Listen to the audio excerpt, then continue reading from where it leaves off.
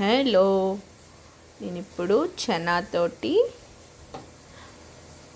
ఒక రెసిపీ చేస్తున్నాను. మేము గుడాలు అంటాము తెలంగాణలో, శనగ గుడాలు. ఫస్ట్ వాటిని నైట్ అంతా నానబెట్టేసుకొని మనం కావలసినప్పుడు మంచిగా ఒక 3-4 విజిల్స్ తోటి ఉడకబెట్టుకోవాలి. అవి ఉడకబెట్టుకున్నాక వాటర్ స్ట్రెయిన్ చేసి పక్కన పెట్టుకోవాలి. ఇప్పుడు మళ్ళీ ప్యాన్ తీసేసుకొని ఆయిల్ వేసి, ఆయిల్ వేడెక్కిన తర్వాత ఆవాలు, జీలకర్ర, ఎండుమిర్చి, పచ్చిమిర్చి, కరివేపాకు, జీలకర్ర మెంతుల పొడి, పసుపు, ఉప్పు వేసేసి మంచిగా ఫ్రై చేసుకోవాలి.